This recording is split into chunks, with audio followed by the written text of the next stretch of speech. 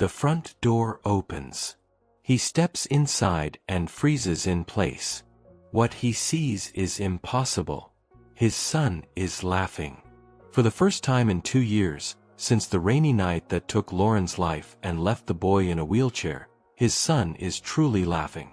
A young woman, probably mid-20s, gently pushes the wheelchair across the living room.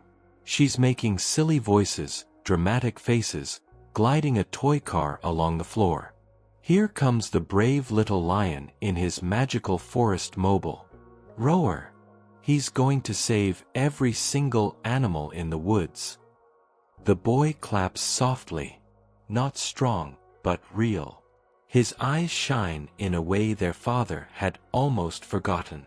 There's a light in them again. He moves his arms, trying to mimic the wild sound she makes, lost in the moment. Tears come without warning. 2 thick drops slide down his face. It doesn't feel real. It's a miracle. It's impossible. But it's happening. The keys fall from his hand and hit the floor. The sound echoes through the room like a gunshot. The boy stops laughing instantly. His body shrinks inward, retreating. The sparkle in his eyes disappears. In a breath, he's back to the child lost in silence. The woman looks up, startled, adjusting her shirt. "I'm sorry, I didn't hear you come in. I'm Maya Brooks. Today was my first shift. I was sent by the agency."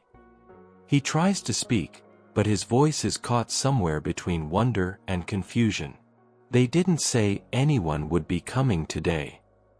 The boy now stares at his own hands, expression blank. Just moments ago, he was alive. Now, he's shut down again. The woman steps back, embarrassed. "Oh no. I ruined it. I can come back later if it's a bad time." There's something about the way she looks at the boy. No pity. No forced concern. Just warmth. She doesn't treat him like a tragedy. She treats him like a kid. "You can stay. Just be careful. He's fragile." She glances at the boy, then back. Her expression says she doesn't believe he's fragile. He just looks alone.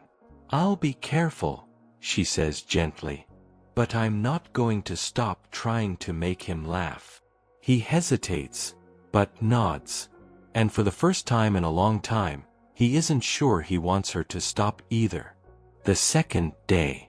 From his office upstairs, he watches through the window. She's in the backyard, trimming flowers and pulling weeds. But she's not just working, she's telling stories. "You know what happened this morning?" She looks down at a rose bush, grinning. "This one over here told me a secret." "Yeah, the rose, she's dramatic. Keeps whining about the sun. Too hot, too bright, I'm melting." A pause, then a lower, whispery voice. "But the daisy is shy. She only talks like this." Her voice shifts between characters, her face full of expression. High-pitched, low, bold, scared, all for an audience of one. The boy sits on the back porch, completely still. Watching. More engaged than he's been in 2 years. Upstairs, a familiar ache settles in his chest. When was the last time he even tried to make his son laugh? When did he give up trying, because the silence hurt too much? The memory hits like a wave. Lauren, pushing the swing in the backyard, her curls bouncing, her laughter louder than the wind. "Faster, Mommy. Higher." It was a Saturday. The last one. The ache sharpens. If only he hadn't convinced her to go with him that night. If only he had driven slower in the rain. He's pulled from the spiral by a sound, faint clapping. He looks down. The boy is clapping again. Stronger this time. A standing ovation for the backyard performance. He leans closer to the glass, heart pounding. It's the first self-initiated movement he's seen in months. Then the voice comes from behind him, soft but clear. "Sir." He spins. She's there. On the porch.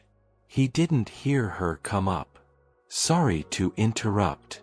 I just wanted to ask, would it be okay if I made Elijah a little snack? He barely ate breakfast." He blinks. She's right. He hadn't even noticed. The boy eats only enough to survive, rarely because he wants to. "You can try." He's a picky eater. "I was thinking little sandwiches. Fun shapes." Sometimes when food looks playful, kids forget to be scared of it. He wants to tell her nothing works. That he's already tried everything. But something in her eyes, a quiet fire, makes him stop.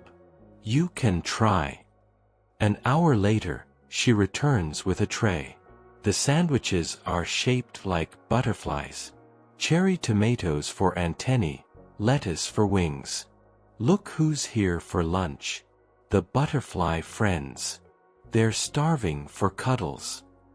The boy looks at the tray, hesitates, then reaches out and takes one. A small bite. From upstairs, a gasp. The man nearly shouts from joy. The boy just ate something. On his own. "The butterflies said you're the kindest boy they've ever met," she says with a smile. Later that afternoon, as she packs up to leave, she crouches to his level. "We'll play more tomorrow, okay, my little prince?" He nods. Not much, but clear. A real nod. Watching from the hallway, the father feels something he hasn't allowed himself in years. Hope. Real hope. It's the 7th day. The routine has become something sacred. Every morning, stories turn the living room into a kingdom. The chandelier becomes a spaceship. The stairs are a mountain filled with friendly dragons. And the rug? A magic carpet, of course. The boy now points to things when he wants a story about them. He moves his mouth like he's trying to speak. His eyes are alive again. One afternoon, music plays softly from the speakers. A cheerful children's song. She dances around his wheelchair, swaying her arms like wings. "Let's dance, my little prince. You move your arms, I'll move my feet." The boy lifts his arms and sways them gently, following the rhythm. It's not much, but it's life coming back. At the door, he watches quietly, hand on the doorknob, frozen in place. He wants to step in, join them. But he's afraid. What if his presence breaks the magic again? During snack time, a new adventure begins. They are explorers now, standing before the river of alligators. "We have to cross it, brave explorer Elijah. Do you have the courage?" The boy watches her, eyes focused. His lips part slightly. Then, a sound, so soft it could be missed. Ma. The breath catches in his throat. The boy tried to say something. A word. A name? He stares from the hallway, heart pounding. Ma. Is he saying, Mama? She looks at the boy with soft surprise but doesn't make a scene. Just smiles. "That's right, my brave prince. You're magical." But someone else is watching too. From an upstairs window, a silhouette, unmoving, eyes sharp. The next day, the doorbell rings. He opens the door. A woman stands there. Tall, blonde, blue eyes, pale skin, dressed in soft earth tones. Her presence is familiar, uncannily familiar. She looks just like Lauren. Same voice, same smile, same perfume. The boy sees her enter the room and freezes. Then he screams. A choked, panicked sound. His body trembles violently in the chair. eyes wide with pure terror. "Hi, sweetheart," she says sweetly, stepping forward. "Auntie Rachel's home." She leans in to kiss his forehead. He recoils, shaking. The man at the door is overwhelmed. His hands tremble. This is Rachel, Lauren's sister." The woman turns to the young caregiver with a smile that doesn't reach her eyes. "You must be Maya. It's so nice to meet you." She reaches out, and the handshake is ice cold. "I hope you're taking good care of our family." The words land wrong. Heavy. Possessive. "I'm doing my best. Your nephew is incredible." He explains quickly, flustered. She was in Europe, processing everything. She just came back to help out with Elijah. "That's good," Maya says softly. "He needs family close." But something feels off. If she was recovering from grief, why does she look so composed? So calculated? "Family knows family best," she says, eyes landing on the boy, then back to the father. There's a flicker in her gaze. History, maybe something deeper. The boy is silent, staring blankly. The light is gone again. "Come give Auntie Rachel a hug, sweetheart." He doesn't move. His body shrinks into the chair. A soft whimper escapes his lips. "He's still very sensitive," his father says quickly. "The trauma was a lot." "I understand," she says, still smiling. "But I'm family. I'm the closest thing to Lauren he has." Maya looks at the boy. Every ounce of progress he made, gone. He's back to how he was on day one. Worse. He looks afraid. Rachel notices the glance. "You're probably wondering about the resemblance." "Yes, Lauren and I were identical twins. Everyone used to say even our souls were the same." But Maya sees it now, in the eyes. Lauren's photos radiated love. Rachel's presence is cold. He looks overwhelmed, emotional. Like seeing Lauren's ghost standing in front of him. "It's good to have you here," he says. "Elijah needs a maternal figure, and you're the closest thing to her now." "Exactly. Now that I'm back, I can take care of him properly." I'm sure Maya understands that, as family, I'll be more involved in decisions about him. It's a warning. A declaration. Maya forces a smile, but something in her voice holds steady resistance. "Of course." He steps away to grab Rachel's suitcase from the car. Once he's gone, the warmth drops from her face. Just a whisper, cold and private. "Let's be clear.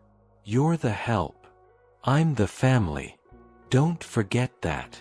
The threat is unmistakable. Maya turns her eyes to the boy. He's staring at her, eyes wide, pleading. Silent. "Please don't leave me." But she can't do anything. Rachel is right. She's just the help. That night, for the first time in months, the boy wets the bed. His father finds him crying in the dark, whispering, "Mama, Mama." But he's not calling out of love. He's calling out in fear. It happens on a quiet afternoon. The house is unusually still. No music. No laughter. No stories. She's in the hallway, wiping down picture frames when she hears something. Soft voices from behind the closed door of the boys' room. She pauses. Listens. "You remember what happened, don't you?" The voice is calm, cold.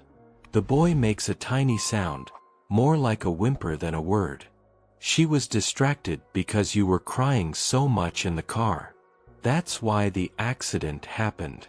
That's why your mommy's gone." The woman drops the cloth in her hand. Her heart slams against her ribs. She presses her back to the wall, hidden just beside the doorframe.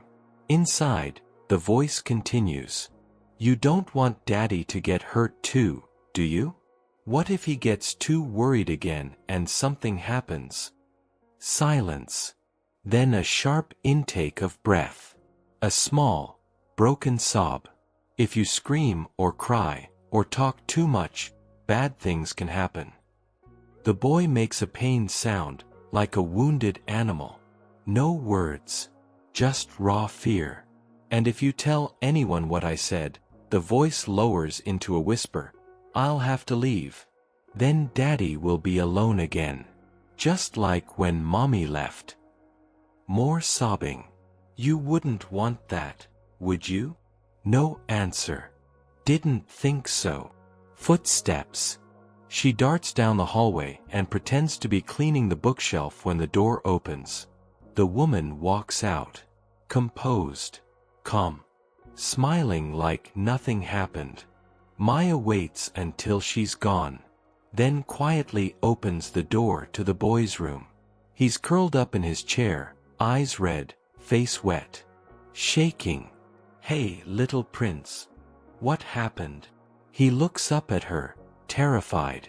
His small hands gesture wildly, pointing to his mouth, then shaking his head. She kneels beside him. You can't talk about it. He nods. Then points to the photo of his mother on the shelf.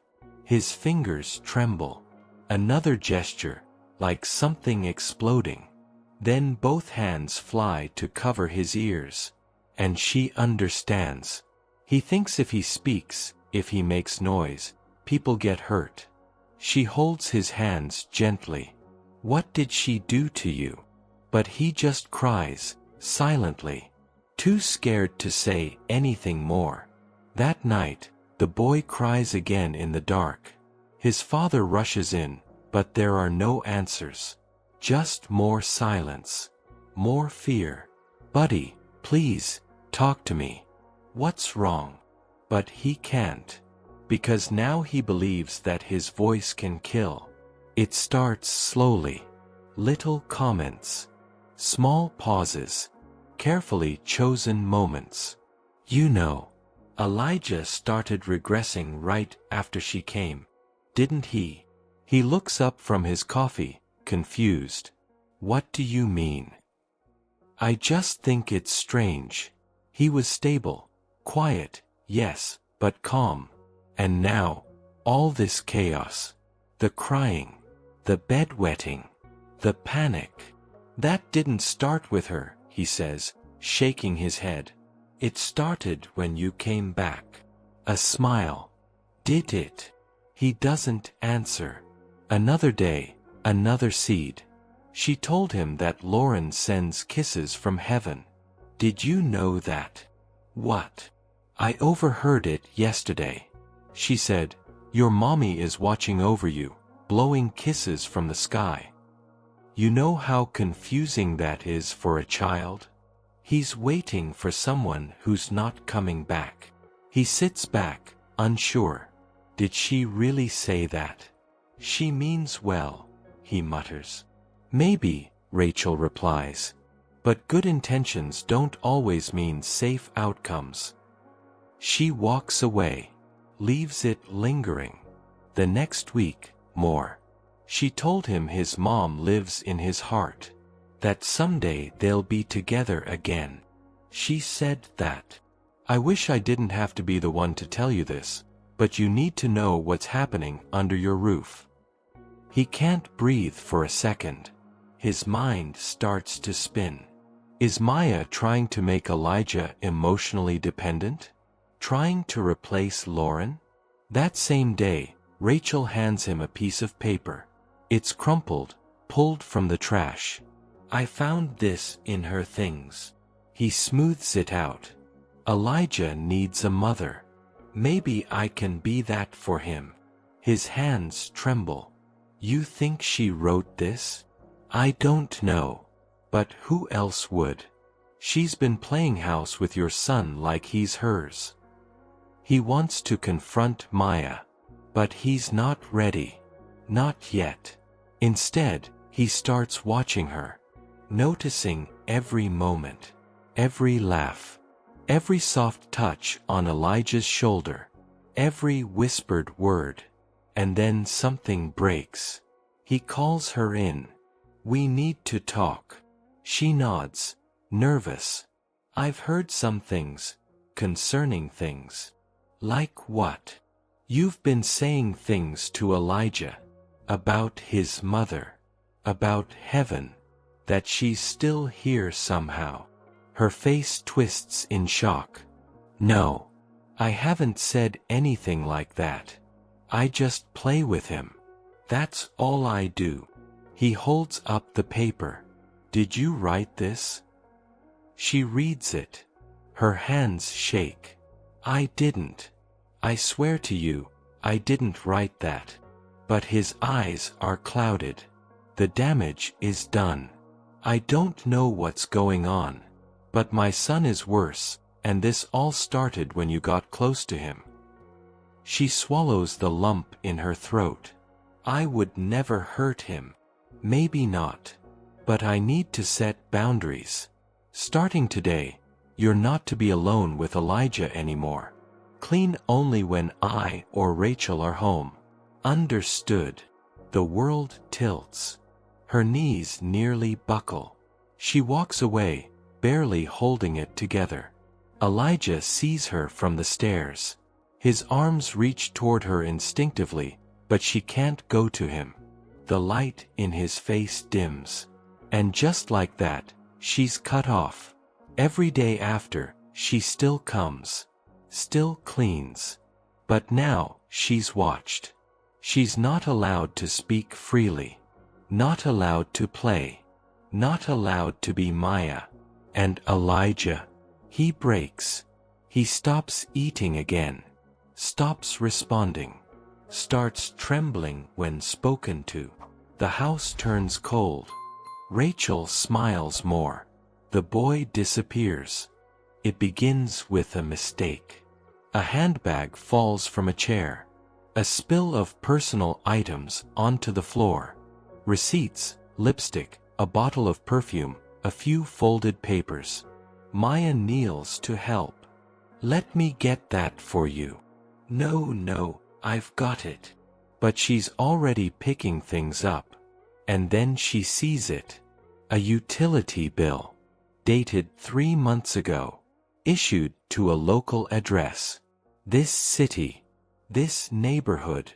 A detail that doesn't make sense. She had said she was in Europe for the past 2 years. Mourning. Recovering. So why is there a power bill from a downtown Atlanta apartment, dated from spring? Later that day, Maya searches her mind for more clues. Something she might have missed. That night, at home, it spirals. She remembers Rachel mentioning a new bakery. One that only opened 6 months ago. She remembers her singing along to a song that just started playing on local radio 3 months back. She remembers the brand of coffee in the kitchen changing, and Rachel knowing it by name. Too many coincidences. Too many lies. She starts watching more carefully. In the days that follow, she notices everything. Rachel greets the new pizza delivery guy by name, but he only started working there in April. She talks about changes to the pharmacy down the street. Ones that only locals would know. She never left. She's been here. Close. All along. And then comes the confirmation. One afternoon, while tidying the guest room, Maya finds a prescription bottle tucked inside a drawer. A strong sedative. Issued under Rachel's name. Dated 6 months ago. Prescribed by a local doctor. The evidence piles like stones in her chest. It's not grief. It's not trauma. It's a lie. But why? What was she hiding? Then Elijah gives her the answer. They are alone for a brief moment. A rare window of privacy. He sits quietly at the table. She kneels beside him. "Hey, little prince, are you okay today?" He doesn't speak, but his hands move slowly, shaking. He reaches for a pencil and a scrap of paper. He begins to draw. 2 women. Identical faces. Long hair. Same eyes. Sitting in a car. One is at the wheel. The other is pulling the steering wheel sharply to the side. In the back seat, a small boy. Crying. Maya stares at the image, her breath caught. He saw something. Something no one believed. You saw this, that night?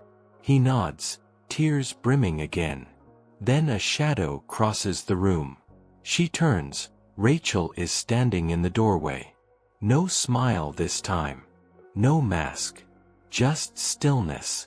I dropped my earring. Maya lies, quickly folding the paper and sliding it into her pocket. I was helping him draw to calm down. Convenient, Rachel replies. You always seem to be in the right place at the right time. There's something sharp in her eyes now. Watchful. Dangerous. Later that night, Maya arrives home and freezes. Her front door is slightly open. She knows she locked it. She steps inside slowly. Nothing appears to be missing. But there are muddy footprints on the kitchen floor. In the bathroom mirror, written in red lipstick. You have a beautiful family. Shame if something happened to them. The next morning is gray. Rain taps against the windows. The boy sits quietly at the table, staring out at nothing. Maya kneels beside him. Just the 2 of them. For now. Hey, little prince. You okay? He glances at her, tired eyes full of something deeper than sadness. Fear, maybe. Or shame. She places a pencil and blank paper in front of him. Do you want to draw today? He nods, slowly. Takes the pencil with shaky fingers. Begins to sketch. First, a car. Rough, angled lines. A steering wheel. 2 women in the front seats. Identical. One is grabbing the wheel. The other is driving. In the back seat, a small figure. A child. He adds tears. Adds motion lines to show the car swerving. Then one final detail. A jagged line crossing the road, the moment everything went wrong. He looks up at her. You saw this? That day. He nods. Eyes glassy. She was in the car? Another nod. His hand trembles. Then emotion, both hands gripping an imaginary wheel, pulling hard to the side. She understands now.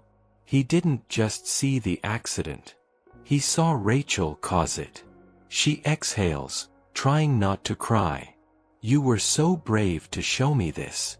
Thank you. He leans into her, head against her shoulder. She wraps her arms around him, holding him tight. His small body is shaking. Footsteps. She turns.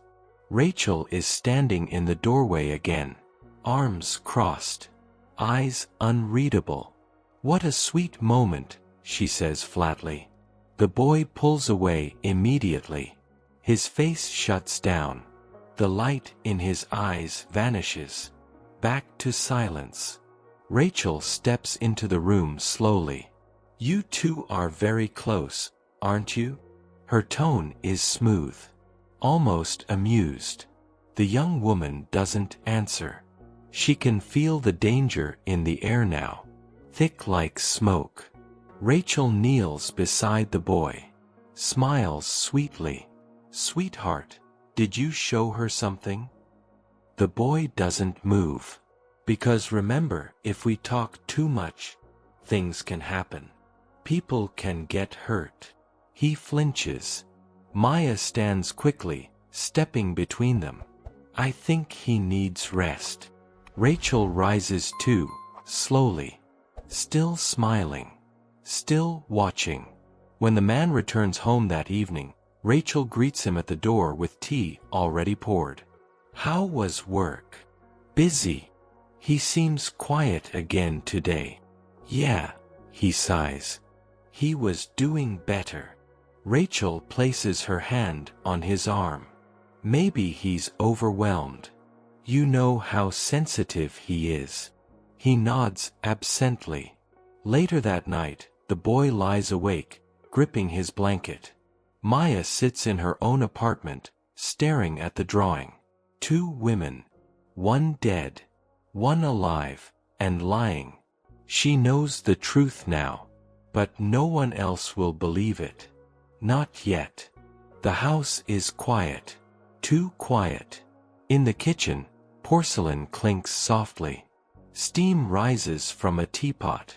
Why don't you sit down? You've been tense lately. A cup of tea will help. The young woman hesitates. The invitation feels wrong. But refusing would make it worse. She sits at the table, watches as the tea is poured into a delicate porcelain cup. Amber liquid swirls. A spoon stirs. Something extra slips in, quick, hidden, practiced. The white woman sets the cup in front of her with a sweet smile. Chamomile. My favorite. Always helps me relax. The young woman brings the cup to her lips. The taste hits instantly. Bitter. Wrong.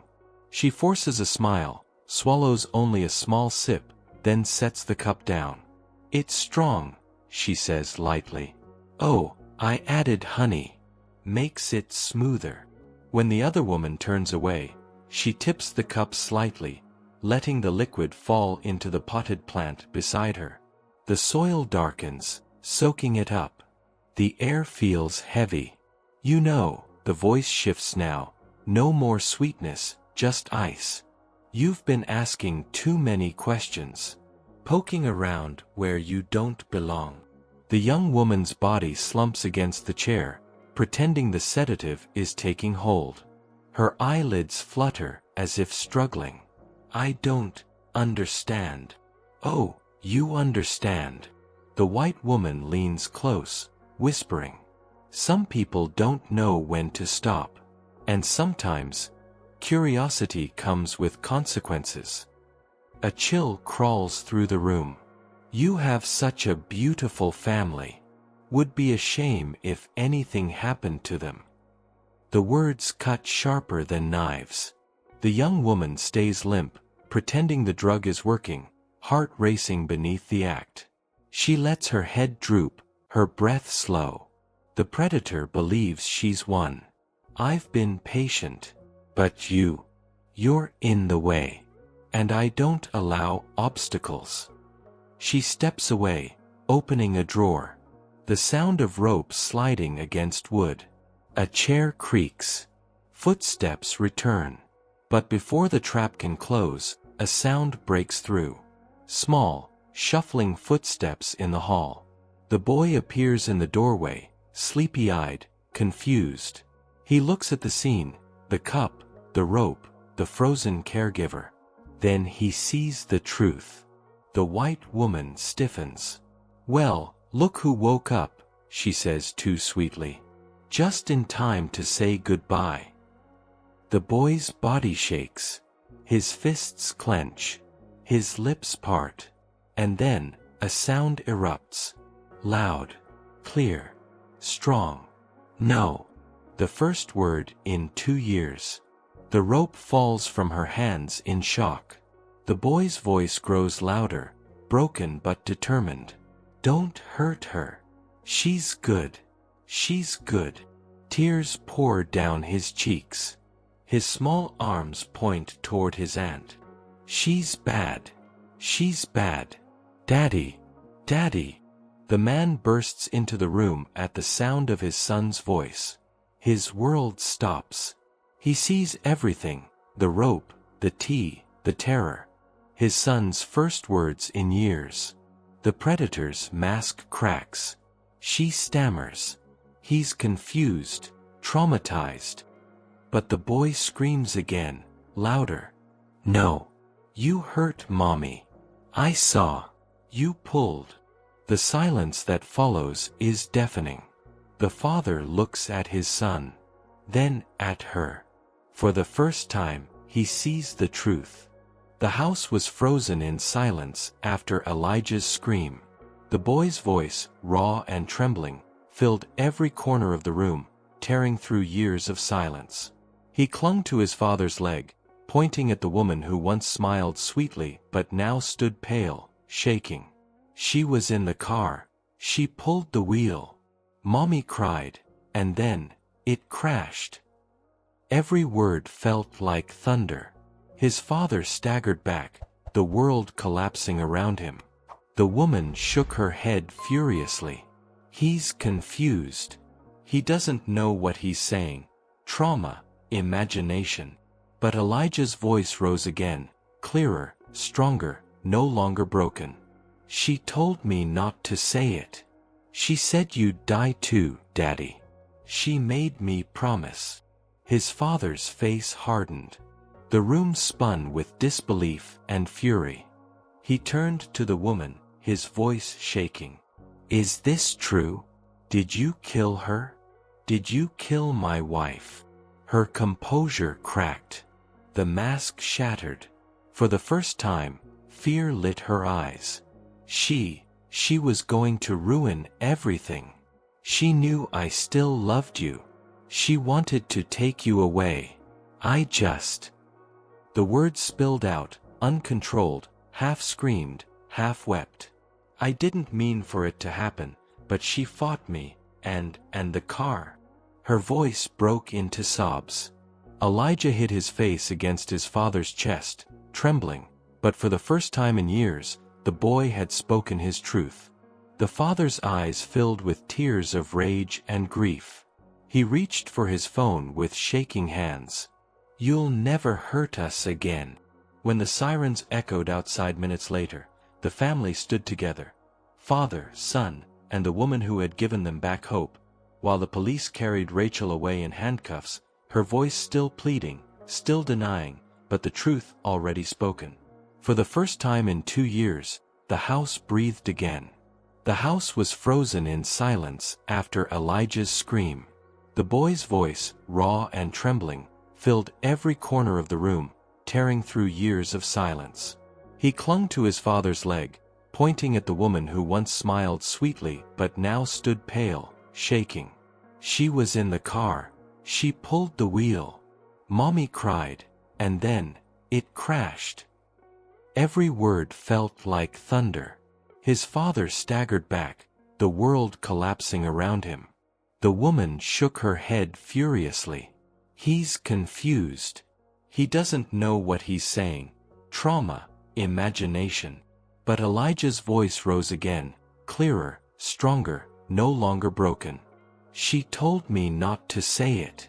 She said you'd die too, Daddy. She made me promise. His father's face hardened. The room spun with disbelief and fury. He turned to the woman, his voice shaking. Is this true? Did you kill her? Did you kill my wife? Her composure cracked. The mask shattered. For the first time, fear lit her eyes. She was going to ruin everything. She knew I still loved you. She wanted to take you away. The words spilled out, uncontrolled, half screamed, half wept. I didn't mean for it to happen, but she fought me, and the car.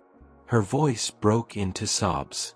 Elijah hid his face against his father's chest, trembling, but for the first time in years, the boy had spoken his truth. The father's eyes filled with tears of rage and grief. He reached for his phone with shaking hands. You'll never hurt us again. When the sirens echoed outside minutes later, the family stood together. Father, son, and the woman who had given them back hope, while the police carried Rachel away in handcuffs, her voice still pleading, still denying, but the truth already spoken. For the first time in 2 years, the house breathed again. The house, once filled with silence and grief, now holds a new sound, the voice of a boy who found his strength again. Fear was broken, truth was revealed, and darkness was unmasked. A family is not bound by blood, but by love and the courage to fight for one another.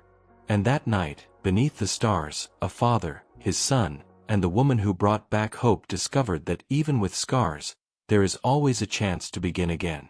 Because truth may hurt, but it also sets us free. And love always finds a way.